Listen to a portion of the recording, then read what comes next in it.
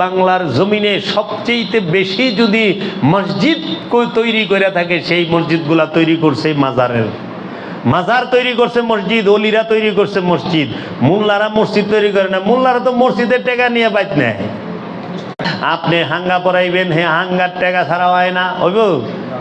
হাঙ্গা মানে বিয়ে, আমরা ঢাকাইয়া তো হাঙ্গা কই আর কি, বিবাহ বলি না। বিবাহ তো ওই এর ভাষা, পুঁথির ভাষা, ঢাকায় ভাষা হাঙ্গা বলি। আরবিতে নিকাহ। এই নিকাহ টাকা ছাড়া হয়? এরা টাকা ছাড়া একটা কাম করে, আরে দোয়া করে, সেইটাও টাকা ছাড়া করে না। নাম ওয়াজ, সেইটাও টাকা।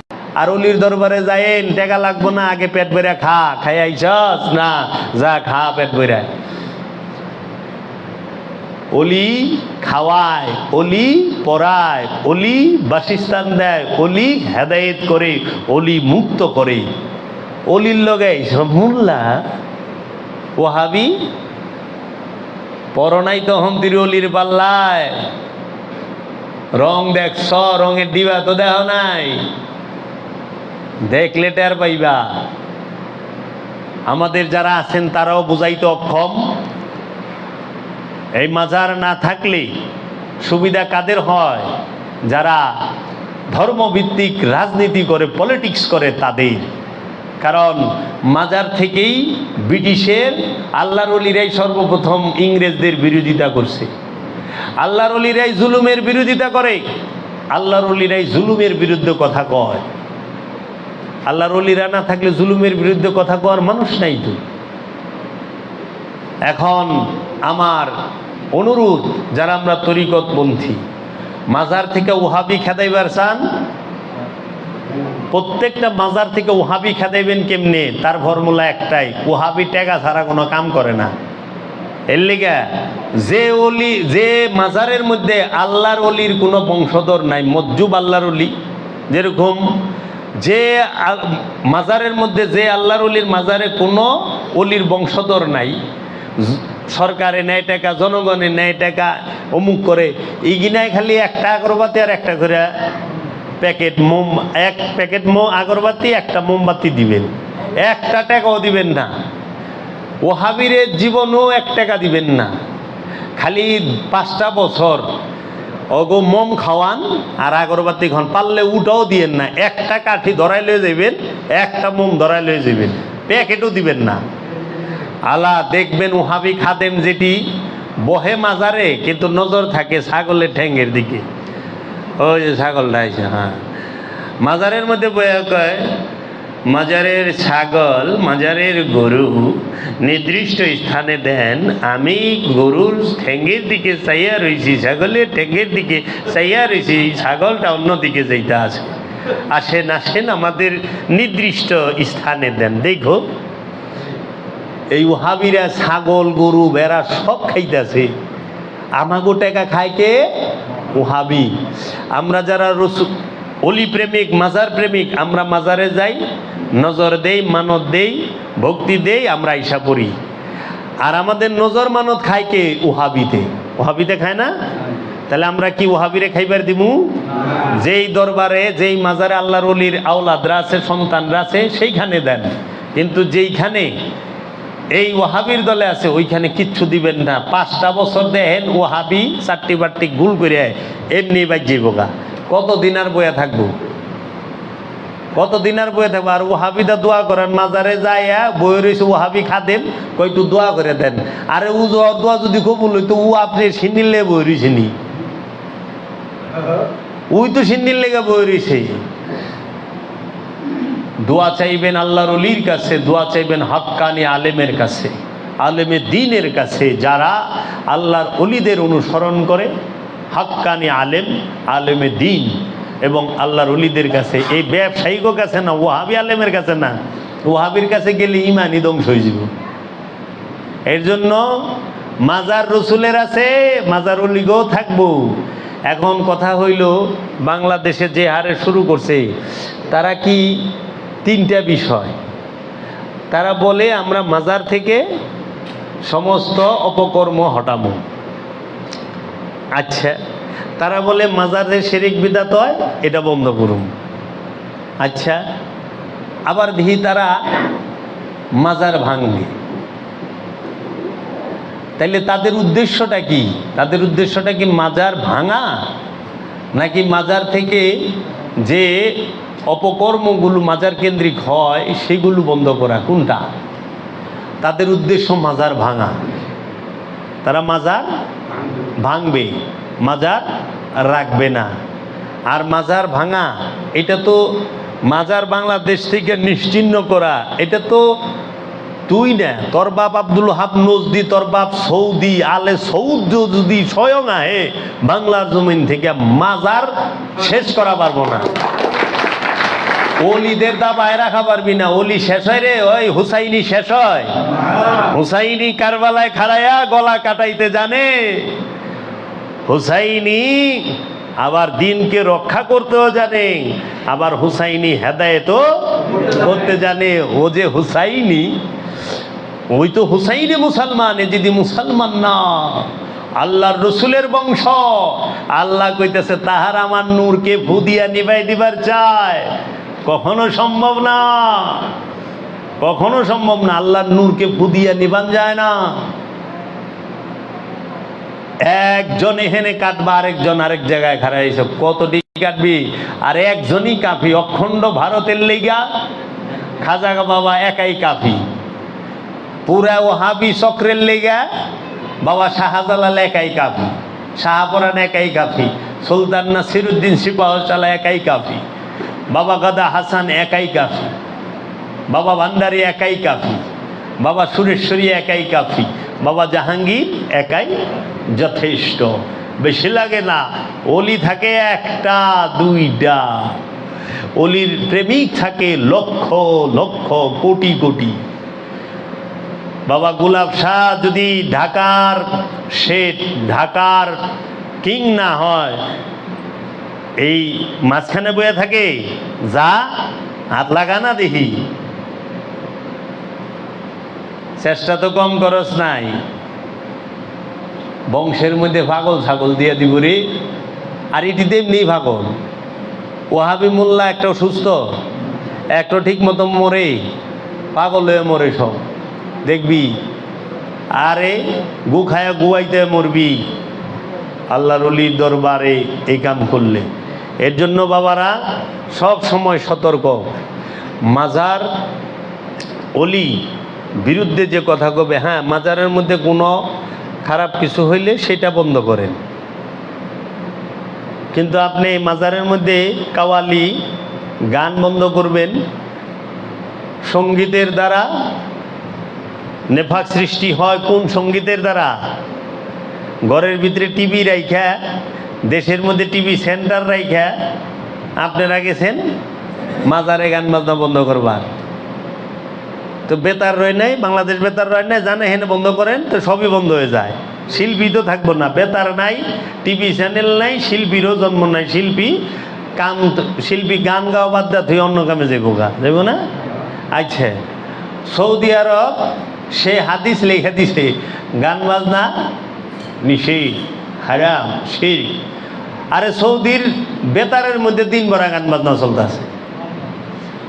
সৌদি আরবে গান নাই, বেতার নাই, টিভি চ্যানেল নাই। তাইলে কয় শিরক মুক্ত করে দিব বাংলাদেশ, শিরকের রাস্তা না রাখবো না। হয় মাজার যদি শিরক হয়, মানলাম বাংলাদেশে শিরক আছে, তাই না? মাজার আছে, সৌদি আরবে শিরক আছে, পাকিস্তান ভারতে শিরক আছে। কানাডায় কি কোনো মাজার আছে নি রে বাপ? কানাডায় মাজার আছে, নিউজিল্যান্ডে মাজার আছে, ফিনল্যান্ডে, স্পেনে। ওই আচ্ছা, কানাডায় তো ধর্মই মানে না, ধর্মের কথা বললে বাড়ি দিব পাছার মধ্যে দুইটা। তাইলে কানাডায় শিরক নাই? কানাডা কি শিরক মুক্ত? বাংলাদেশে না মাজার আছে, মাজার শিরক দিয়ে বোঝাই। ভারতে মাজার আছে, শিরক দিয়ে বোঝাই। পাকিস্তানে মাজার আছে, শিরক দিয়ে বোঝাই। হ্যাঁ, সৌদি আরব ওখানে শিরক মুক্ত হয়েছে, কিন্তু তারপরে মিশর, হ্যাঁ, সিরিয়া, এখানে শিরক আছে, মাজার আছে। তাহলে আমেরিকায় তো মাজার নাই, আছে আমেরিকায় মাজার? শিরক মুক্ত আমেরিকা? তাহলে আমরা সবাই দেখ শিরক মুক্ত দেশের ভিসা দেয়নি জায়গায়।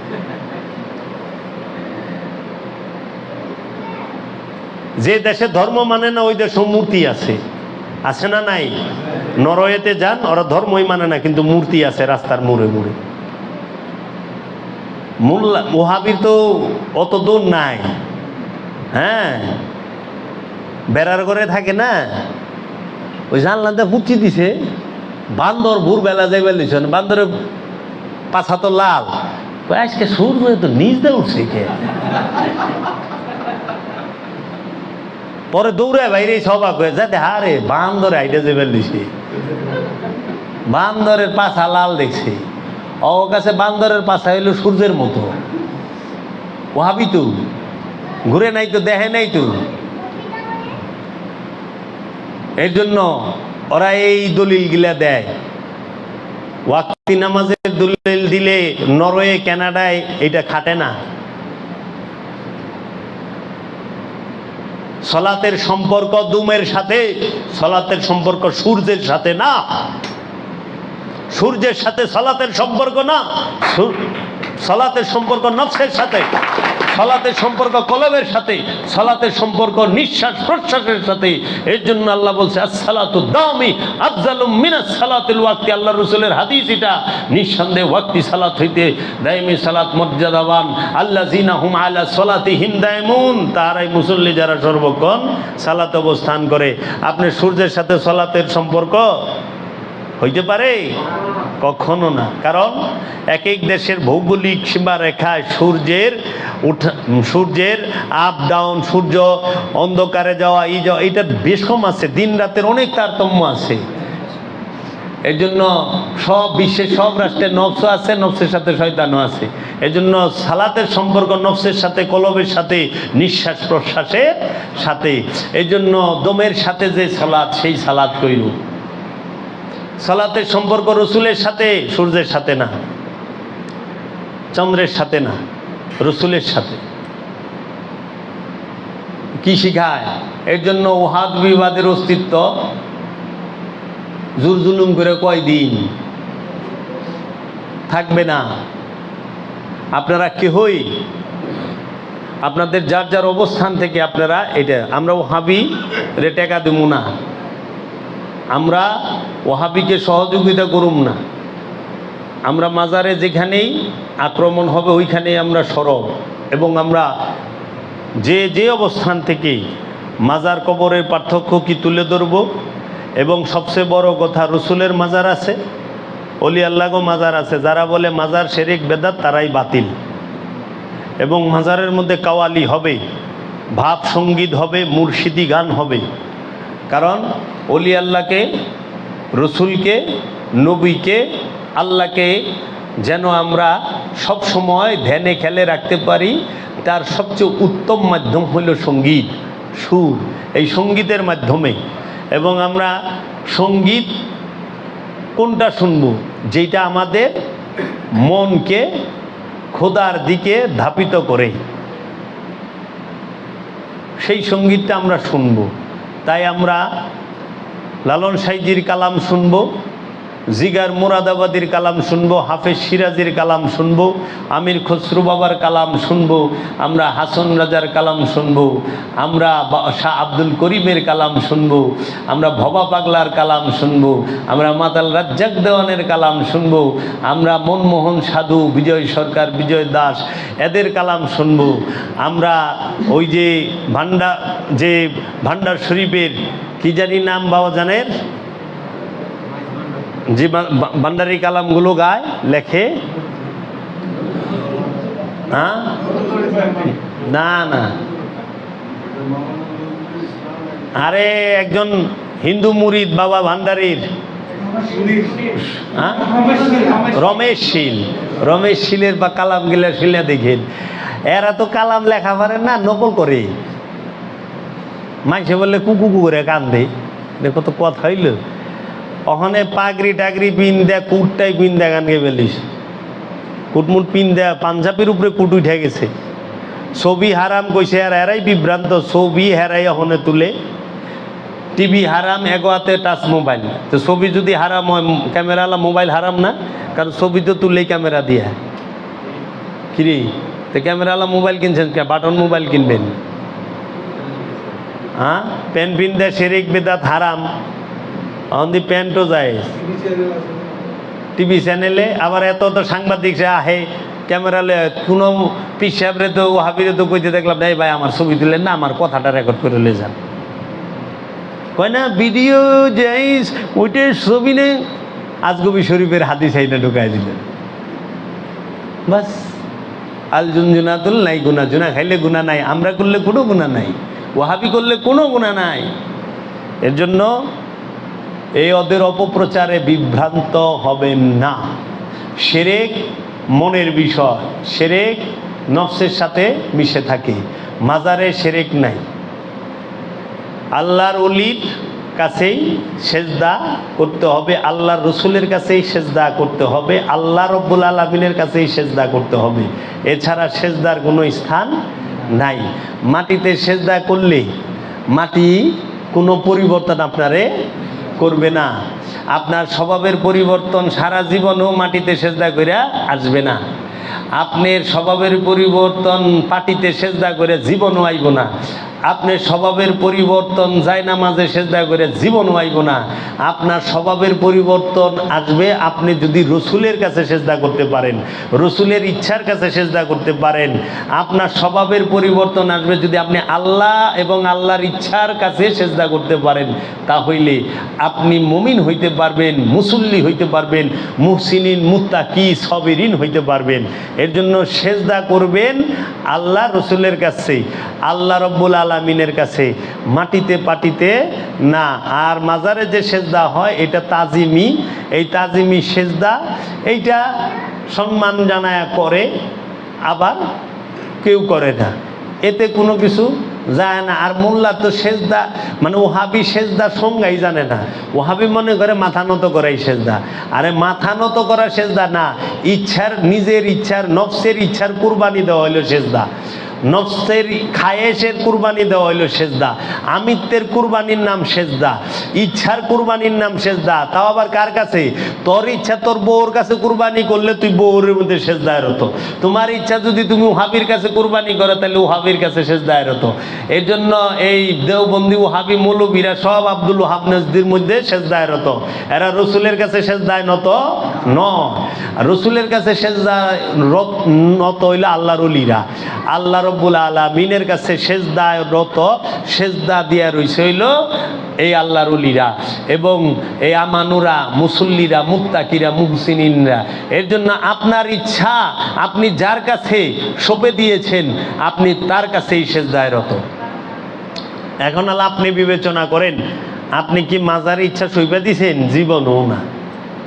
তা আপনি মাজারে কইতে সেজদা হইলেন?